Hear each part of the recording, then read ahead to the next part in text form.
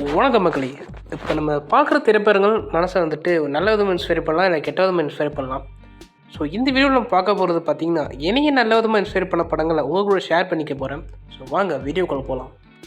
First பார்த்தீங்கன்னா 12th fail ரீசெண்டாக தான் பார்த்தேன். ரீசெண்டான ஒன்றும் இல்லை, நேற்று நைட் தான் பார்த்தேன் இந்த படத்தை. அந்த படத்தை பார்த்ததுக்கப்புறம் தான் இந்த வீடியோவே போடணும்னு தோணுச்சு. இந்த படம் பார்த்தீங்கன்னா, ஒரு மனுஷன் எவ்வளோ கஷ்டப்பட்டு ஒரு இடத்துக்கு போடுறான். ஸோ சின்னதாக ஒரு இன்ஸ்பிரேஷன் எடுத்துக்கிறான், அதை வச்சுக்கிட்டு அவன் விடாமல் ஃபேமிலிக்காக போராடி மேலே வருவான். ஸோ இந்த பார்த்துட்டு எனக்கு கொஞ்சம் வந்து இன்ஸ்பயர் ஆச்சு. கண்டிப்பாக எவ்வளோ கஷ்டப்பட்டாலும் நம்ம நினைக்கிற விஷயத்தை அடையணும் அப்படிங்கிறது. ரீசெண்ட் டைம்ஸில் பாலிவுட்டில் இவ்வளோ நல்ல படம் வந்தது இப்போ தான் நான் பார்க்குறேன். குப்பை படமாக வந்துட்டு இருந்துச்சு. இந்த படத்தை லியோ படம் வந்தப்போ ரிலீஸ் ஆகிருக்கும் போல். இதை யாருமே கண்டுக்கல. ரைட், ஓகே, யாருனாக்கிறது ஜகஜன் தான். ஓகே, டைம் வந்து அந்த படத்தை பாருங்கள், ரொம்ப நல்லாவே இருந்துச்சு படம். அடுத்த படங்கிறது பார்த்தீங்கன்னா பர்சூட் ஆஃப் ஹாப்பினஸ். இந்த படம் நான் வந்துட்டு ஒரு லாக்டவுன் டைம்லேருந்து பார்க்குறேன். இதோட நான் வந்துட்டு இது ஒரு 7-8 வாட்டி பார்த்துருப்பேன் இந்த படத்தை. ஒரு மனுஷன் வந்துட்டு அவன் வாழ்க்கையில் பார்க்காத ஒரு கஷ்டமே இல்லாத மாதிரி இந்த மனுஷன் ஒரு கஷ்டப்பட்டுட்டு இருப்பான். அந்த கஷ்டத்துலேயும் பார்த்தீங்கன்னா அவன் பையனை நல்லபடியாக வச்சுக்கணும் அப்படின்னு தான் நினைப்பான். இதனால் அவன் ஃபேமிலியில் என்னென்னமோ திருப்பங்கள் நடந்து போகும். ஆனால் கடைசியில் அவன் ஜெயிக்கிறான் பாருங்கள். அந்த ஜெயிக்கிற ஒரு விஷயந்தான் வந்துட்டு நம்ம எல்லாருமே ஆசைப்படுற ஒரு விஷயம். நம்மளும் எப்படியாச்சும் நம்ம லைஃப்பில் ஜெயிச்சிடணும், எப்படி கஷ்டப்பட்டாவது அப்படின்னு. ஸோ யாரும் கவலையே படாதீங்க. உங்களுக்கான டைம் வர வரைக்கும் நீங்கள் வெயிட் பண்ணுங்கள். கண்டிப்பாக நீங்கள் நினைக்கிற விஷயம் கண்டிப்பாக நீங்கள் அடைஞ்சே தீருவீங்க. ஸோ டெம்ப்ளேட் நம்ம எப்படா போவோன்ட்டு நினச்சிட்டு இருக்காமல், நம்ம எப்படி அந்த டெம்ப்ளேட்டாக மாறலாம் அப்படிங்கிறத நீங்கள் நினச்சி பார்த்து முன்னேறினீங்கன்னா கண்டிப்பாக ஏதாவது சக்ஸஸ் தான். அடுத்த படங்கிறது பார்த்திங்கன்னா ஜெர்சி. இந்த படம் பார்த்து நான் இன்ஸ்பயரான விஷயம்னு பார்த்தீங்கன்னா, நம்ம ஜெயிக்கிறதுக்கு ஒரு வயசு வந்துட்டு ஒரு தடையே கிடையாது. நம்ம ஜெயிக்கணும் அப்படின்னு முடிவு பண்ணிட்டோன்னா எப்போ வேணாலும் இந்த டைமில் வேணாலும் ஜெயிக்கலாம். போடுற எஃபர்ட்டும் டெடிக்கேஷனும் தான் ரொம்ப முக்கியம். நம்ம ரீசெண்டாக கூட நிறைய நியூஸ்லலாம் பார்த்துட்ருக்கோம். 50 வயசில் ஒருத்தர் கலெக்டர் எக்ஸாம் பாஸ் பண்ணிட்டார் அப்படிங்கிறதுலாம். இதெல்லாம் பார்க்கும்போது நம்மளுக்கும் இன்ஸ்பைரிங்காக இருக்குது. இந்த படத்தில் ஜெர்சி அர்ஜுன் அவர் ஜெயிக்கும் போது பார்த்திங்கன்னா நம்மளே ஜெயித்த மாதிரி ஒரு இன்ஸ்பிரேஷன் நம்ம எடுத்துக்கிறோம் இந்த படத்துலேருந்து. நான் எடுத்துக்கிட்டேன். ஸோ உங்களுக்கு அந்த படம் எப்படி இன்ஸ்பயர் ஆச்சு அப்படிங்கிறத கமெண்ட்ஸில் சொல்லுங்கள். அடுத்ததாக பார்த்திங்கன்னா தர்மதுரை. இந்த படத்துலேருந்து நான் இன்ஸ்பயரான விஷயம் என்னென்னு பார்த்தீங்கன்னா, காலேஜ் படிக்கும் போதே வந்துட்டு உங்களை சுற்றி நல்ல நண்பர்களை ஏற்படுத்திக்கோங்க. ஏன்னா ஒரு கடைசி நேரத்தில் உங்களுக்கான ஒரு சுச்சுவேஷனில் அவங்க தான் ஹெல்ப் பண்ண போகிறாங்கிறது இந்த படத்து மூலிமா நான் தெரிஞ்சுக்கிட்டது. ஸோ பார்த்திங்கன்னா யாரும் வந்துட்டு கேட்டவங்களாம் கிடையாது. எல்லோரும் கூடயும் வந்துட்டு அவங்க மைண்ட் செட்டை பொறுத்து தான் அந்த சுச்சுவேஷன் தான் டிசைட் பண்ணணும் நல்லவனை கேட்டவனான்னு. ஸோ கண்டிப்பாக எல்லோரும் கூடயும் வந்துட்டு சகஜம் பழகுங்க. கண்டிப்பாக அவங்க வந்துட்டு ஃப்யூச்சரில் உங்களுக்கு ஹெல்ப் பண்ணுவாங்க, இப்போ ஹெல்ப் பண்ண முடியாத போனாலும். ஸோ கண்டிப்பாக எல்லோரும் பார்த்திங்கன்னா அவங்கவுங்க ஃப்ரெண்ட்ஸை யாரும் வந்துட்டு சண்டை போட்டுக்காமல் நீட்டாக ஒரு ப்ளசண்ட் ஸ்மூத்தாக கொண்டு போங்க. கண்டிப்பாக ஃப்யூச்சர்ஸில் நீங்கள் எல்லோரும் தான் ஒருத்தருக்கு ஒருத்தர் ஹெல்ப் பண்ணிக்க போகிறீங்க அப்படிங்கிறத இன்ஸ்பயர் ஆகி எனக்கு இந்த படம் தான் வந்துட்டு தர்மதுரை. அடுத்ததாக பார்த்தீங்கன்னா மயக்கமண்ணை. இந்த படத்து மூலிமா நான் இன்ஸ்பயரான விஷயம்னு பார்த்தீங்கன்னா, உங்களுக்கு ஒரு ட்ரீம் இருந்துச்சுன்னா அதை நோக்கி ஓடுங்க. இவன் சொல்கிறான் அவன் சொல்கிறான் இது கஷ்டமாக இருக்குது அது கஷ்டமாக இருக்குது அப்படின்னு சொல்லி உங்கள் ட்ரீமோ உங்கள் பேஷனோ தூக்கி போட்டுறாதீங்க. உங்களுக்கு ஒன்று பிடிச்சிருச்சு அதை செஞ்சு தீரணும்னு நினச்சிங்கன்னா கண்டிப்பாக அதை செஞ்சு முடிங்க. இவ்வளோ கஷ்டப்பட்டாவது யார் சொல்கிறான்னு பார்த்தீங்கன்னா ட்ரீம்லேருந்து தாண்டி போயிடாதீங்க. இந்த வாழ்க்கை ஒரு முறை தான், அந்த வாழ்க்கை வந்துட்டு உங்களுக்கு பிடிச்ச மாதிரி நீங்கள் வாழணும். ஏன்னா பூமர் மாதிரி பேசணும்னு நினைக்காதீங்க, இதுதான் ரியாலிட்டி. ஸோ கண்டிப்பாக இந்த ரியாலிட்டி நீங்கள் புரிஞ்சுக்கிட்டு உங்கள் ட்ரீமை நோக்கி ஓடுங்க. கண்டிப்பாக சக்ஸஸ் உங்களுக்கு தானாகவே தேடி வரும். அடுத்ததாக பார்த்தீங்கன்னா சிச்சோர் படம். இந்த படத்தில் வந்துட்டு ஒரு சின்ன ஒரு டெஸ்ட்டுக்காக சூசைட் ஒரு ட்ரை பண்ணுவார் ஒரு பையன் ஒருத்தர். இப்போ நம்ம நிறைய நியூஸ்லாம் கூட பார்க்குறோம், அப்பா அம்மா திட்டாங்கலாம் சூசைட் பண்ணிக்கிறாங்க நிறைய குழந்தைகள்லாம். இதுக்கு வந்துட்டு கண்டிப்பாக பேரண்டிங்கை தான் நம்ம சொல்லி ஆகணும்.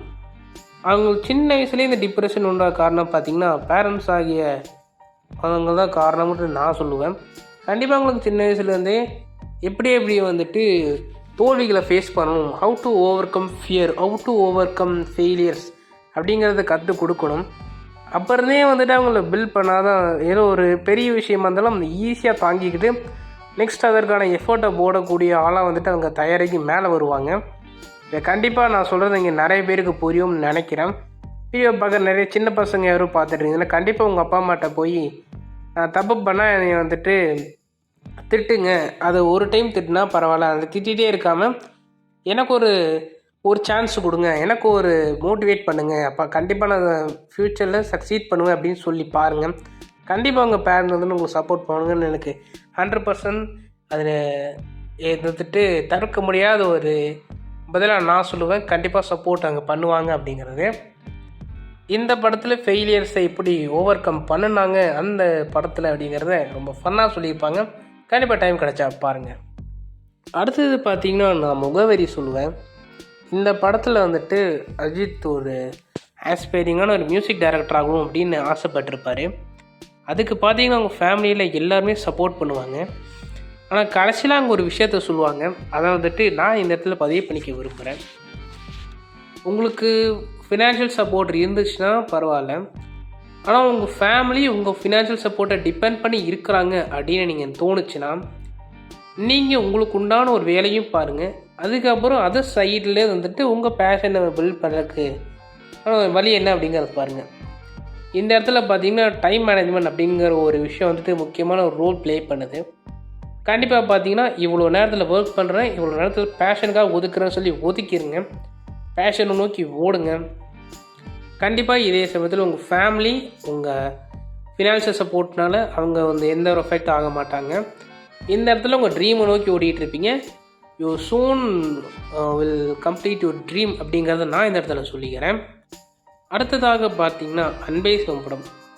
இந்த படத்தில் உனக்கு என்னடா வந்துட்டு இன்ஸ்பயர் ஆச்சுன்னு கேட்டிங்கன்னா, இந்த உலகத்தில் வந்துட்டு யாரும் ரொம்ப வருஷமாக எவ்வளோ இருக்க போகிறோம் அப்படிங்கிற யாராலையும் எஸ்டிமேட் பண்ணி சொல்ல முடியாது. இன்றைக்கி செத்தா நாளைக்கு பல்லு அப்படிங்கிற கான்செப்ட் தான் எல்லாருக்கும் ஓடிக்கிட்டு இருக்கும். அந்த மாதிரி தான் யார்கிட்டையும் வந்துட்டு மனசில் வன்மத்தை வச்சு பேசாதீங்க. மனசை வந்துட்டு ரொம்ப பியூராக வச்சுக்கோங்க. யார்கிட்டே ஹெல்ப் பண்ணுங்கள். இங்கே ஹெல்ப்பு தான் வந்துட்டு நிறைய பேருக்கு தேவைப்படுது. அந்த ஹெல்ப் வந்துட்டு பொருள் மூலியமாக தான் கொடுக்கணும்னு அவசியம் கிடையாது. இருக்கீங்கன்னு சொல்லி ஒரு பூஸ்டப் கொடுங்க. இந்த பூஸ்டப்பே அவங்களுக்கு ஒரு பெரிய ஹெல்ப்பாக இருக்கும். ஸோ யார் வந்துட்டு என்கிட்ட காசு இல்லைனாலும் ஹெல்ப் பண்ண முடியல அப்படின்னு நினைக்காதீங்க. இந்த சுச்சுவேஷனில் நீங்கள் இருந்து நான் இருக்கிறேன் கூட இருக்கேன் அப்படின்னு சொல்லி பாருங்கள். உங்கள் வீட்டு பக்கத்தில் இருக்கான்னு சொல்லி உங்கள் ஃப்ரெண்ட்ஸ் உங்கள் ரிலேட்டிவ்ஸ் யாராக இருந்தாலும் சரி, நான் இருக்கேன் அப்படின்னு ஒரு வார்த்தை ஒன்று சொல்லி பாருங்களேன். அது உங்களுக்கு எவ்வளோ பூஸ்ட் தரும் அப்படிங்கிறத நீங்கள் கூட இருந்து லைவாகவே பாருங்கள். அது உங்களுக்கே புரியும் நான் சொல்ல வர்றது என்னென்னு. ஆக இந்த அன்பே சிவம் படத்தில் யாருக்கும் வந்துட்டு கெடுதல் நினைக்கக்கூடாது அப்படிங்கிற நான் புரிஞ்சுக்கிட்டேன். அடுத்ததாக பார்த்தீங்கன்னா எனக்கு கார்பேட்டா பரம்பரை ரொம்ப பிடிச்ச படம். ஹீரோ வந்துட்டு ஒரு பாயிண்ட் ஆஃப் டைமில் ஃபெயிலியர் ஆகுறாரு. ஃபெயிலியர் ஆகி அவரோட திசையை வந்து மாறி போயிடுது. அதுக்கப்புறம் பார்த்திங்கன்னா மறுபடியும் ஸ்க்ராட்ச்லேருந்து ஆரம்பித்து எப்படி ஜெயிக்கிறாரு அப்படிங்கிறத இந்த படத்தில் காட்டியிருப்பாங்க. நான் ரொம்ப இன்ஸ்பயரான ஒரு விஷயம். எப்படி ஒரு மனுஷன் வந்துட்டு எல்லாமே இழந்தாலும் மறுபடியும் ஸ்க்ராட்ச்லேருந்து ஆரம்பித்து எப்படி ஒரு 100% கொடுத்து ஜெயிக்க முடியும் அப்படிங்கிறது தான். அடுத்ததாக பார்த்திங்கன்னா எனக்கு ஹிருதயம் படம் ரொம்ப பிடிச்சிருக்கும். இந்த படம் ஃபர்ஸ்ட் டைம் பார்த்தவே பார்த்திங்கன்னா ஒரு டிப்ரெஸ்டான ஒரு மைண்ட் செட்டில் தான் இந்த படத்தை பார்க்க ஸ்டார்ட் பண்ணேன். ஆனால் படம் முடிய போது பார்த்திங்கன்னா நான் வேற ஒரு பர்சனாகவே மாறிட்டேன் அப்படின்னு தான் சொல்லணும். இன்ஸ்பயர் ஆகிறதுக்கு விஷயங்கள்லாம் இருக்கணும்னு தேவையில்லை. ஒரு பாசிட்டிவிட்டி கிடச்சாலே போதும். நம்ம கண்டிப்பாக வந்துட்டு வேறு மாதிரி இன்ஸ்பயர் ஆகி ஃபுல் பாசிட்டிவிட்டியாக வெளியே வர முடியும். நம்மளும் 4 பேர் பாசிட்டிவிட்டி கொடுக்க முடியும்னு பார்த்த படம் தான் இந்த ஹிருதயம். இந்த படத்துலேயும் பார்த்தீங்கன்னா ஹீரோங்கிற ஒரு பாயிண்ட் ஆஃப் டைமில் அப்படியே வேறு மாதிரி டைவர்ட் ஆகி வேறு பக்கம் போயிடுவார். அதுக்கப்புறம் பார்த்தீங்கன்னா நல்ல ஃப்ரெண்ட்ஸ் கூட சேர்ந்து அப்படியே ஒரு லைஃப்பை வந்துட்டு வேறு மாதிரி டேர்ன் பண்ணிடுவார். இதில் நான் தெரிஞ்சுக்கிட்ட விஷயம் பார்த்திங்கன்னா நட்பு சேர்த்துக்கலாம், ஆனால் சேருக்கு வந்துட்டு சரியாக வந்தால் தான் நம்மளும் நல்லா அமைய முடியுமே தவிர இல்லைன்னா குட்டிச்சாராக போயிடுவாங்கிறத நான் கற்றுக்கிட்டது. அடுத்ததாக பார்த்திங்கன்னா எனக்கு கூட்டத்தில் ஒருத்தன் படம். இந்த படத்து மூலிமா நான் தெரிஞ்சுக்கிட்ட விஷயம் பார்த்திங்கன்னா நம்ம யாரையும் பார்த்துட்டு போங்கடான்னு சொல்லி நம்ம வந்து யாரையும் புஷ் பண்ணக்கூடாது.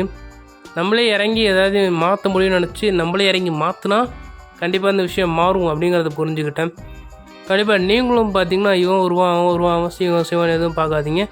நீங்கள் களத்தில் இறங்கி போராடுங்க. உங்களுக்கு நீங்கள் நினைக்கிற விஷயம் பார்த்தீங்கன்னா உங்களுக்கு கைகூடி வந்து அமையும் நான் நினச்சிக்கிறேன். ஷாஷாங்க் ராம்ஷிட் இந்த படத்தை பற்றி நான் இந்த வீடியோவில் பேசுகிறேன்னா எந்த வீடியோவில் பேச மாட்டேன்னு எனக்கு தோணுது. ஸோ அதுக்கான வாய்ப்புகளும் அமையுமான்னு எனக்கு தெரியாது. ஸோ கண்டிப்பாக அந்த படத்தை பற்றி இந்த வீடியோவில் பேசிடுறேன். ஹீரோங்கிறவர் பார்த்தீங்கன்னா ஒரு செய்யாத ஒரு கொலைக்காக ஜெயிலுக்குள்ளே போகிறாரு. கிட்டத்தட்ட ஒரு 20 இயர்ஸ் 25 இயர்ஸ் அவர் வெளியே வர முடியாது. அப்படிப்பட்ட ஒரு கொலை கேஸில் உள்ளே போகிறாரு.